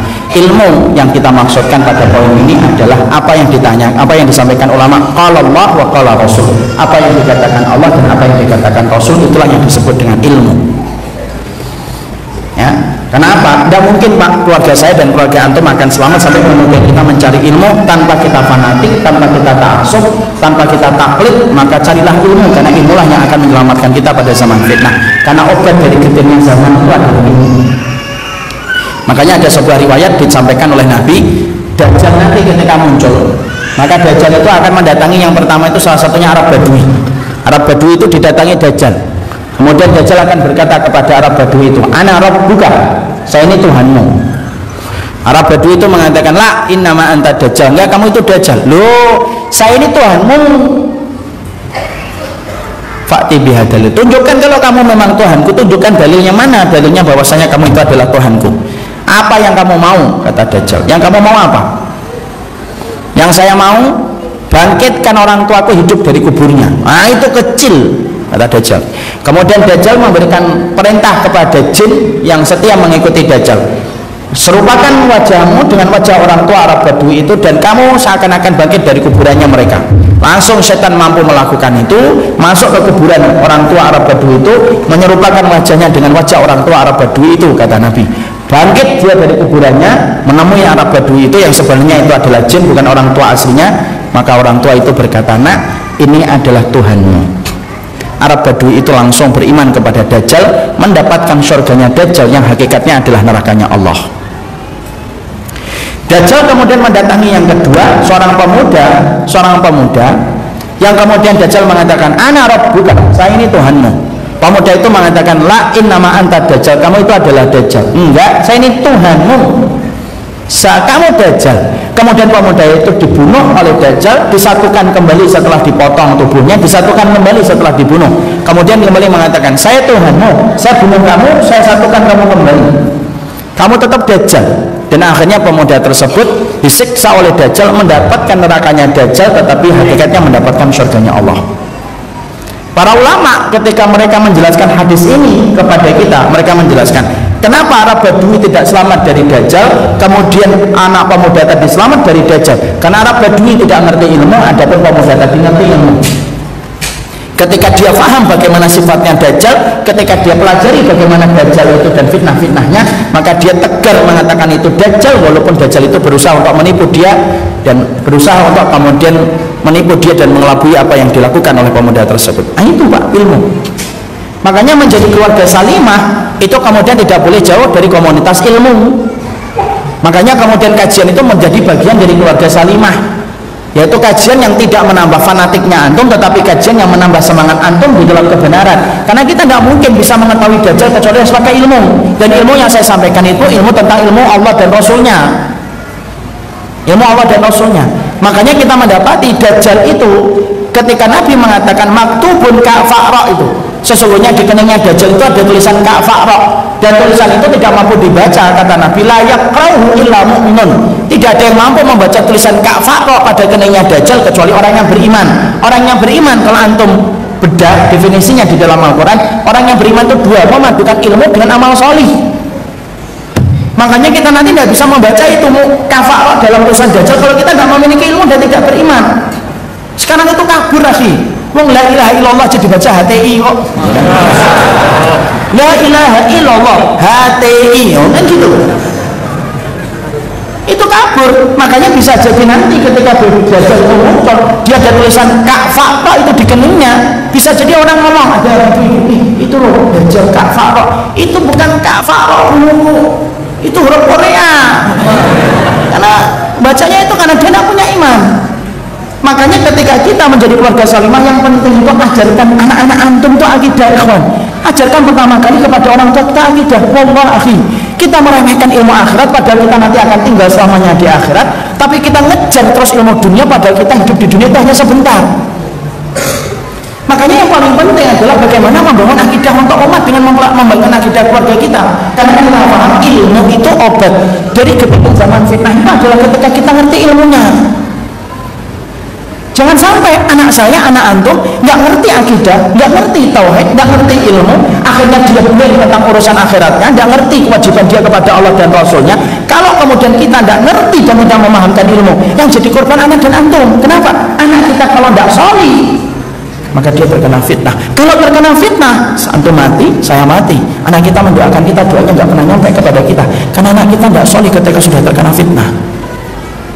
Coba ikhwan, anak kita nggak sholih, kita mati, ya ada manfaatnya lagi untuk kita. Karena apa? Doa anak itu nyampe kepada kita itu syaratnya satu, waladun sholih, harus sholih dulu. Makanya kita kemudian harus mensolihkan anak kita. Ustaz, memang kalau sholih harus kemudian masuk pondok. Anak tidak pernah mengatakan semua anak harus masuk pondok pesantren. Yang terpenting itu akidahnya disampaikan supaya dia paham tentang urusan Allah dan Rasulnya. Ketika pada zaman fitnah, jangan diremehkan urusan akidahnya. Dan maaf, jangan menjadi orang tua yang sifatnya itu kayak pemadam kebakaran. Tahu pemadam kebakaran sifatnya orang tua itu? Pemadam kebakaran itu selalu hadir ketika masalah sudah timbul. Itu pemadam kebakaran. Ada nggak pemadam kebakaran yang datang sebelum terjadinya kebakaran? Tidak ada. Ngapain Pak ke sini? Ini gedung mau terbakar nanti insya Allah. Makanya saya siap-siap di sini. Itu namanya merencanakan kebakaran. Loh, banyak orang tua itu tidak sadar bahwasanya dirinya pemadam kebakaran. Ketika dia menjadi orang tua pemadam kebakaran, tidak pernah menanamkan akidah, tidak pernah menanamkan tauhid, tidak pernah mengajarkan ilmu kepada keluarganya. Ya ketika ada masalah, ya baru mikir bagaimana solusinya. Itu salah. Makanya pendidikan ilmu itu penting. Antum harus banyak belajar kepada para ustadz yang mengajarkan antum tentang sunnah, yang mengajarkan antum untuk tidak bermusuhan. Kenapa? Itu kunci selamatnya kita pada zaman fitnah. Tidak mungkin orang itu selamat pada zaman fitnah kalau dia tidak pernah mendatangi ilmu, akhi. Anak, obat dari ketenian zaman fitnah itu ilmu. Dan saya sampaikan ya analogi gampang supaya antum mikir. Antum tahu nggak di sini di Balikpapan yang terkenal itu Pertamina? Antum tahu nggak berapa puluh tahun kita harus sekolah supaya bisa masuk di Pertamina? 6 tahun SD, 3 tahun SMP, 3 tahun SMA, kuliah 4 tahun, totalnya 16 tahun hanya untuk melamar di Pertamina, dapat kursi di belakang meja, ngerjain kemudian tugas selama 1 bulan, dapat gaji antara 1 sampai 100 juta. Sekolahnya 16 tahun. Kalau di Pertamina saja sekolahnya 16 tahun, itu pun belum tentu antum diterima di Pertamina. Itu pun kemudian antum harus sekolah 16 tahun supaya bisa diterima di Pertamina, apalagi surganya Allah. Nah hari ini tuh banyak orang yang menganggap bahwasanya surga itu lebih rendah kualitasnya daripada tempat kerja kita. Mungkin kita aja tamat SD aja nggak boleh melamar ke Pertamina kok, akhi. Ada nggak yang tamat SD melamar ke HRD? Tamat mana Pak? Tamat SD Impres 03. Terus pengen apa di Pertamina? Saya pengen jadi manajer. Itu di telepon seperti ada orang gila. Tidak boleh nyalon di Pertamina, kalau nyalon presiden boleh, gila. Kan gitu. Makanya kalau kemudian kita di Pertamina butuh 16 tahun sekolah, kemudian apakah kita ketika mendapatkan surga kemudian kita tidak pernah ngikutin taklim gitu? Ya nggak bisa, ikhwan. Gimana kita akan selamat? Dan salah satu pendidikan yang penting akidah kita. Ingat loh ya. Akidah yang kemudian mengajarkan kita semangat wala wal bara, akidah yang mengajarkan kita untuk mencintai orang beriman, ikuti Nabi, itu yang menyelamatkan kita dalam kehidupan kelak kita di akhirat. Makanya orang yang paling dibenci oleh Allah itu siapa? Orang yang berzina. Bukan orang berzina tak yang dibenci oleh Allah. Apakah orang yang dibenci oleh Allah peminum khamr? Bukan hanya peminum khamr yang dibenci oleh Allah, tapi Tapi Nabi mengatakan abghadul rijal indallahi alimun bidunya jahilun anil akhirah. Orang yang paling dibenci oleh Allah di bawah kolong langit, orang yang ngerti masalah dunia tapi tidak paham urusan akhirat. Dan itu bisa salah, bisa salah. Makanya ngaji itu penting, wajib, bukan siraman rohani. Anak paling tidak suka kalau menyebut kajian itu dengan kata siraman rohani. Kenapa? Itu akhirnya menghasilkan kesimpulan kalau lagi rohaninya baik-baik aja tidak ngaji dia. Ayo ngaji enggak? Kenapa? Rohani saya lagi basah. Ini enggak lagi dulu. Karena kemudian menganggap bahwasanya kajian itu hanya selamat rohani. Kajian itu bagian dari ilmu yang menyelamatkan kita dari fitnah dajjal, itu ilmu, ikhwan. Makanya fahamkan anak antum akidah dari kecil. Apa harus di pondok Ustaz? Enggak. Silahkan anak antum jadi dokter, silahkan anak antum jadi arsitek. Tapi arsitek dan seorang dokter yang faham tentang akidah. Makanya antum dari pertama kecil itu harus mendidik mereka benar-benar, ikhwan. Anak saja ini lihat, kalau anak saya Jafar dan Basam yang kecil-kecil, anak itu sudah pengen nanti ketika agak besar, saya pengen kenalkan dia kepada Ustaz, saya pengen bawa ke pondok, memperkenalkan mereka kepada komunitas yang solid. Kenapa? Hidupnya Basam nanti, hidupnya anak antum nanti, itu jauh lebih berat daripada hidupnya kita hari ini, ikhwan. Kalau saya hidup hari ini saja, kadang-kadang saya sempat istikharah ketika saya tidak ngerti jawaban, sampai buka 10-20 kitab dan menemukan jawabannya. Apalagi anak saya nanti ketika anak saya besar. Makanya kalau antum dan saya kok tidak membekali akidah untuk anak kita, lalu kita menganggap zamannya anak kita itu ringan, berarti antum lagi mimpi panjang dan ditipu oleh setan dalam mimpi itu. Berat, ikhwan. Makanya itulah yang menjadikan kita mempelajari ilmu, memperkenalkan komunitas ilmu pada keluarga kita. Ya, jangan jauh-jauh dari majelis ilmu. Tentunya ketika kita mengikuti majelis ilmu, jangan saya juga sampaikan, jangan terlalu sering, juga itu juga tidak bagus. Kenapa jangan terlalu sering? Karena terlalu sering itu membuat jiwa kita bosan. Dalam agama tidak diperkenankan juga terlalu sering mempelajari agama itu. Mempelajari ilmu agama jangan terlalu sering. Kenapa? Jiwa kita cepat bosan. Makanya khutbah Jumat itu yang paling baik yang sebentar atau yang lama? Yang sebentar. Karena kalau terlalu lama, bosan jiwa itu. Makanya kemudian Abdullah bin Mas'ud pernah diminta oleh para tabi'in, buat diajarkan kami sehari 3 kali. Enggak, saya ajarkan sehari sekali buat kalian. Kenapa? Begitulah yang diajarkan Nabi kepada kita. Ngaji juga kemudian wajib, tapi terutama kalau antum mengajak istri, enggak usah sampai ngaji itu sehari 6 kali, itu enggak usah. Ustadznya cuma ngisi 3 kali, antum 6 kali gitu. Lama-lama bosan. Yang seimbang, jangan terlalu sering, jangan terlalu lama. Dan itu merupakan bagian dari cara kita untuk menjadi keluarga salimah pada zaman fitnah. Dibuat lagi lebih terstruktur ngajinya, akidahnya sudah ngaji sampai di mana, Riyadhus Shalihinnya sampai mana, Mukhtasar Minhajul Qadirnya sampai mana, itu terstruktur lagi. Jangan sampai antum ngaji lama, tidak pernah terstruktur, tidak pernah ada peningkatan. Kalau ditanya sama orang lain, sudah ngaji berapa lama? 10 tahun. Apa saja yang dipelajari? Ya itu saya juga bingung apa saja yang dipelajari. Jangan gitu, tapi terstruktur satu-satu. Itu yang pertama. Yang kedua, ketika kita ingin menjadi keluarga salimah pada zaman fitnah, yang kedua yaitu adalah memastikan bahwasanya kita termasuk orang yang berkomitmen untuk menjadi bersaudara di antara orang yang beriman. Jadilah air, akhi, jangan menjadi api. Jadilah jarum, jangan menjadi gunting. Kalau pada zaman fitnah itu, antum tahu bedanya api dengan air?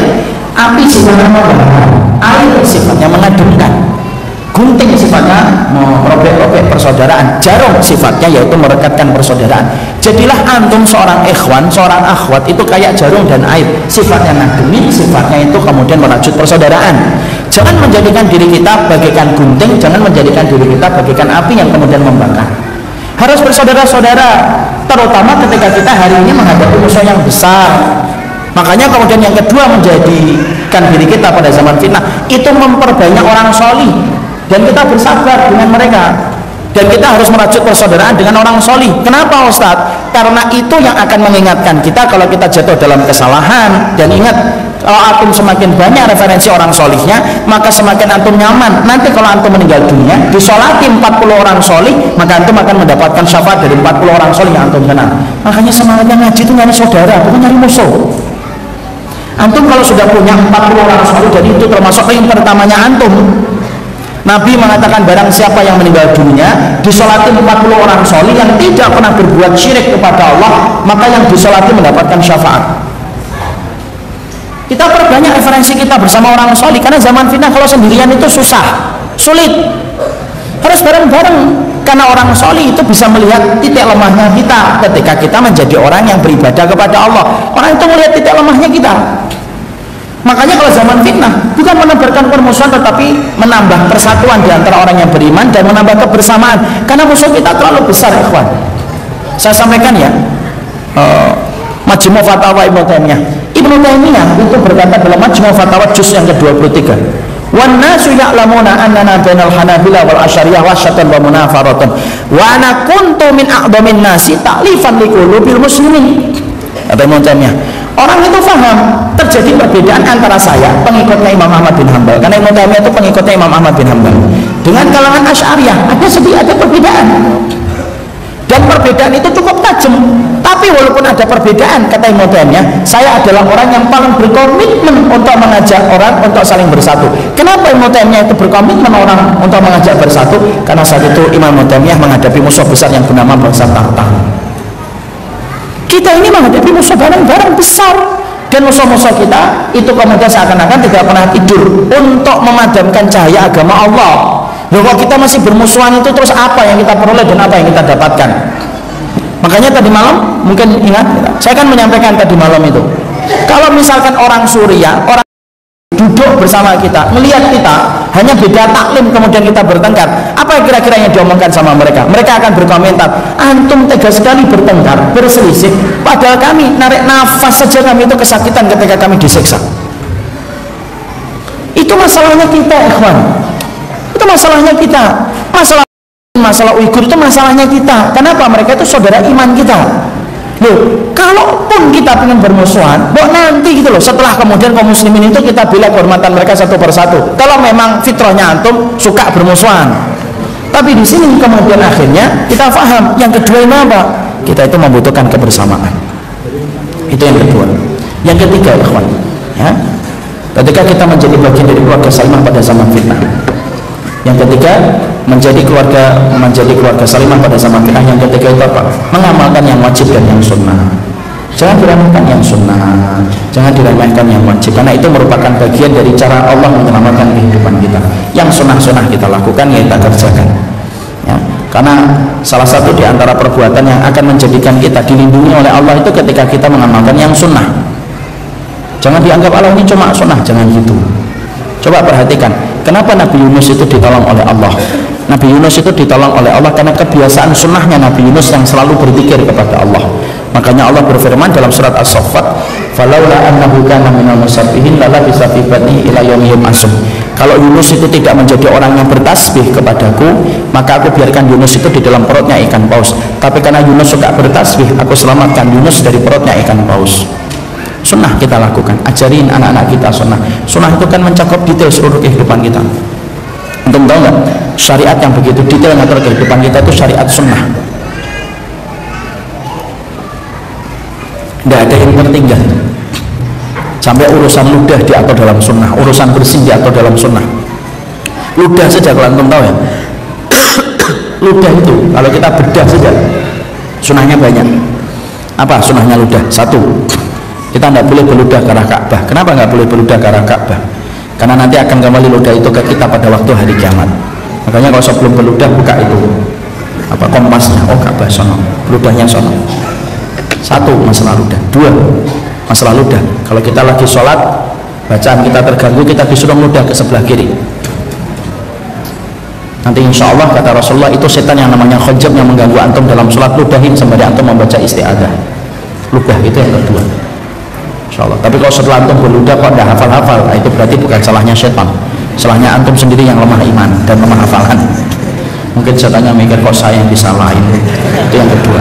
Yang ketiga, dalam aturan ludah, yang ketiga, ludah itu memberikan kepada kita apa? Yang ketiga, aturan ludah itu kalau antum sakit disuruh ludah, tempelin ke tanah, usapkan ke bagian tubuh yang sakit sembari kita membaca Bismillahi turbatu ardina biriqati ba'dina yusfasaki munabi'idni rabbina. Ludah itu tiga.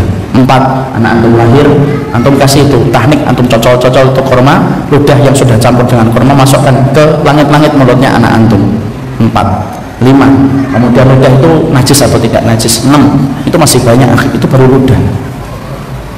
Kalau saya terangkan itu sampai panjang, itu ludah, belum gunting kuku, Belum kemudian masalah rambut, karena masalah yang paling detail dalam kehidupan kita itu sunnah. Sunnah itu bukan milik kelompok, sunnah bukan milik golongan, sunnah bukan miliknya ustadz siapapun, sunnah itu miliknya Rasul. Antum yang memiliki sunnah, saya memiliki sunnah, dan itulah yang menjadi kewajiban kita. Ngamalin sunnah yang menyebabkan kita selamat pada zaman fitnah. Yang keempat, saya singkatkan. Yang keempat itu apa? Yaitu banyak berdoa dengan doa yang dicontohkan oleh Nabi supaya kita terjaga dari fitnah.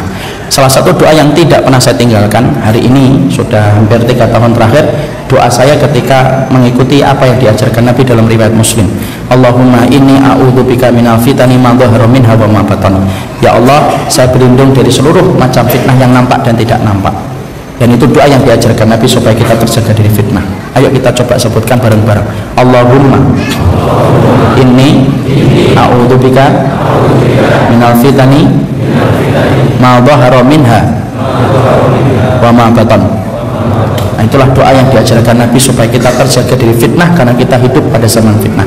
Yang kelima, yaitu bersabar ketika mendakwai keluarga kita, karena banyak orang ketika dia ingin menjadi keluarga yang salimah tidak sabar mendakwai keluarganya, padahal mendakwai keluarga perlu kesabaran supaya keluarga kita mendapatkan kebenaran dari proses kesabaran kita ketika mengajak mereka kepada kebenaran. Allah a'lam bishawab. 5 poin itulah yang menjadikan kita menjadi keluarga salimah pada zaman fitnah. 1, yaitu adalah bagaimana kita mempertebal ilmu kita dalam akidah dan tauhid. 2, berkomitmen untuk saling bersaudara satu dengan yang lainnya. 3, mengerjakan yang wajib dan memperbanyak yang sunnah. Yang keempat, jangan lupakan doa, karena doa itu merubah yang mustahil menjadi mustajab, dan doa itu perisai bagi orang yang beriman. Doanya pada zaman fitnah, Allahumma inni a'udzubika minal fitani ma dhahara minha wa ma batan. Yang kelima, kalau bapak ibu sudah menjadi orang yang paham agama, kok mendapati pasangan belum paham, sabar. Karena apa? Sabar itu diperlukan untuk menjaga keluarga kita dari fitnah yang mereka dapatkan kalau kita tidak sabar menghadapi mereka. Allah a'lam bishawab. 5 itulah yang kita bahas dalam pertemuan kali ini. Semoga Allah memberikan kebaikan atas apapun yang kita pelajari hari ini. Semoga kita menjadi keluarga-keluarga salimah pada zaman fitnah, keluarga yang tidak mendapatkan kerusakan dari fitnah yang kita jumpai pada zaman ini. Ini yang saya sampaikan. Buah sudah dihidangkan. Ini sinyal kajian diganti dengan tanya jawab. Ini karena buahnya sudah di sini, jadi kita cukupkan kajian kita ganti dengan tanya jawab.